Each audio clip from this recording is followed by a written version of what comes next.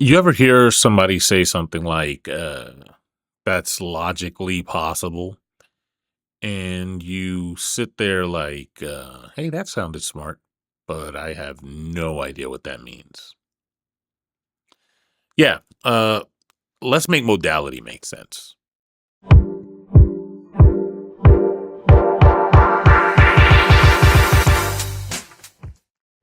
But the world is full of zanies and fools who don't believe in sensible rules and won't believe what sensible people say. And because these daft and dewy-eyed dopes keep building up impossible hopes, impossible things are happening every day. All right, so at its core, modality is just talking about some simple stuff. It's just talking about what can happen, what must happen, and what can't happen. All right. So there's these four main ideas. There's the what's possible, which is what could happen. What's necessary, which is what must happen. Impossible, and that's what can't happen. And then there's what's contingent, which is what can happen, but it doesn't have to. It could be some other way. Like it can happen, but it doesn't have to. And so we use language like this all the time. Like it's not jargon. Like you're just saying stuff like this is impossible, this is possible. We're used to saying stuff like that, but it means something when you're talking about like philosophy. And oftentimes when I hear it and I start like asking about it, it's really misused. Here's the thing, right? The words inside of possible, impossible, necessary, contingent, all of that only makes sense if there's rules. Like if you're talking about what the rules are. Otherwise, like think about it. You can't say something's impossible if it's not breaking rules. Otherwise, you're just arbitrarily saying something's impossible.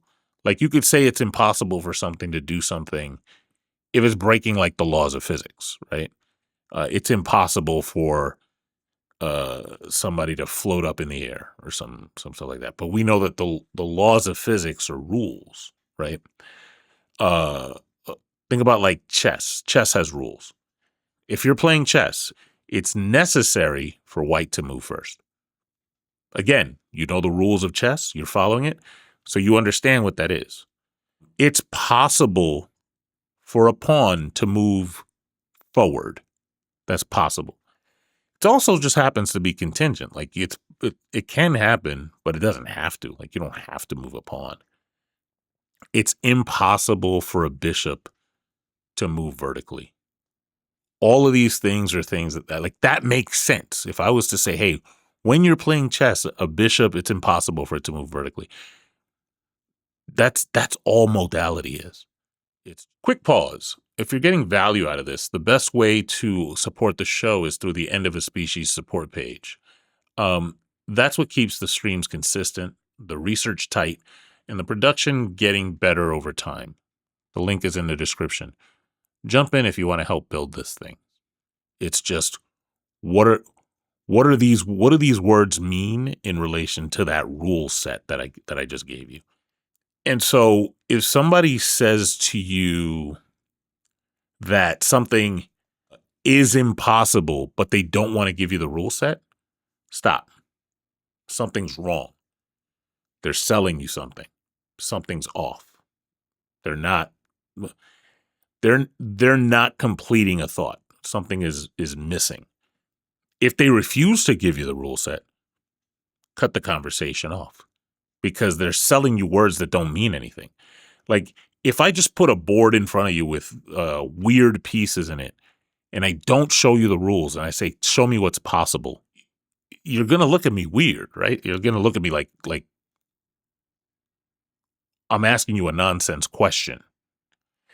If I don't give you the rules and I tell you stuff is possible, it's going to be suspicious. Like think about if we were playing a game and I say, hey, it's possible for me to do this, but I'm not telling you the rules. It's going to look a little dishonest. Like you're going to want to know the rule set. But when you're dealing with the conversations that we have about when we're using, and I'm going to just use this term, so you should be used to it now. Right now, when you're using modality, we're talking about places where it's not like chess, where we create the rules of chess. Now, in a lot of cases, people are telling us about the rules of reality, in which case there's a follow-up question. So if you tell me in reality, it's possible for there to be flying geese, or it's possible for there to be flying dogs, I need to know, how do you know that? What rule of reality is that, right? This is different from what rule of logic there is, right? Logic rules are just about, you've probably heard people say identity, non-contradiction, excluded middle. That's just the sentences that you can make. That's not saying that in reality it's possible for this to happen, right? It's just saying that when you're using logic, these sentences are okay. So again, if somebody says something's possible where? How? And if it's something that you and I are experiencing, like reality, how do you know? How do you know? How do you know that this other thing is impossible? That's impossible! When we can talk about the different ways that somebody can show you that, but at least the opening point is for you to say, what is the rule set that you're using for this? And how am I to accept that rule set? So let's focus on the must, the necessary. Necessary is super strict.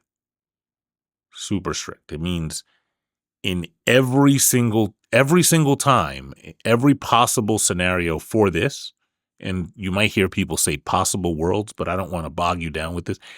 This must happen. There's no way that it doesn't happen. If you analyze 7 trillion chess games, in every single chess game, a white piece is going to move first. That must happen. Has to. No other way. In logic, when you say something must happen or something is necessary, that's just talking about what we would call a proposition. And a proposition is just like a sentence that can be true or it can be false. And so in logic, the term necessity or necessary only applies to certain sentences that follow certain rules. It doesn't apply to sentences that are outside of that rule set. That's a mistake that a lot of people make. They'll take a logical idea, like a logical idea that's supposed to be possible, right?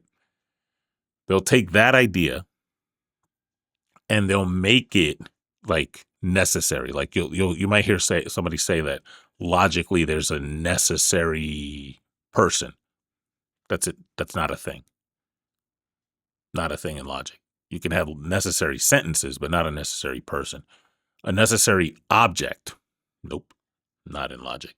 Necessary being. No. That's not a thing. That's not what logical necessity is designed to do. That's not what it's made for. If you do that, what you're doing is you're taking something that belongs in a sentence and saying like Jeff is necessary. Like, no. Jeff is not a necessary thing in logic. How do I know? Because Jeff is not one of the rules of logic. I don't think Jeff is a rule of logic in any logic, in any system of logic. No. And so what will happen in some of these conversations is that people will start off by saying something is logically something, and then move into what I would call, what some people would call like metaphysical necessity. I'm going to be honest with you. I have no fucking clue what that means. I don't know what metaphysical necessity is. The person who's telling you that something's metaphysically necessary, they don't know what it means either. Insofar as they can't provide you a set of rules for metaphysical necessity that you're going to say, yeah, I'll sign on to that. They can't do it. Because again, metaphysical necessity is not logical necessity. Those are two different things. So when somebody's talking to you about like, hey, this is necessary, or hey, show me the contradiction, that's a different thing. And they're just mixing stuff up. And when people do this, what they effectively are doing is they're changing the rules in the middle of like the conversation, sometimes in the middle of the sentence without telling you that that's what they're doing. We started to play chess, and then in the middle they're like, yeah, we're going to use the checkers rules now, but they don't tell you that. You see, so it's not really an honest discussion, and if you don't know to call it out, some stuff will slip right past you, and you won't even know it happened. And some of the people we talk to will be dishonest enough to just let that rock and then say, oh, no, you already said yes. They don't, I mean, let's be honest, they don't care about being honest, but it's important to be able to just say, hey, no, this isn't what this is. You've got this backwards. This is wrong. So essentially, the problem with how people use modal language is that they think that the same rules apply to multiple systems. And that's possible, but you have to define that, right? So if you're going to use logic, use logical rules, and logic applies to sentences. If you're going to talk about something metaphysical in a scope of metaphysics, make that clear. And if somebody's bringing that to you, have them make it clear, right? And establish the rules. And with logic, you can just look it up. You can just say, hey, what type of logic are we doing? Are we doing this type of logic, this type of logic? Okay, let me look these rules up if you're not familiar. With most of the cases where people invoke logic, they're just talking about classical logic, and then they're talking about those three rules. But if you are talking about any other thing, then just make sure you A, establish what realm we're in, B, make sure you have the rule set handy, and C, if something seems off, just say, how do you know that that's a rule? Like an example, I don't know how somebody would establish as a rule in reality that God is possible.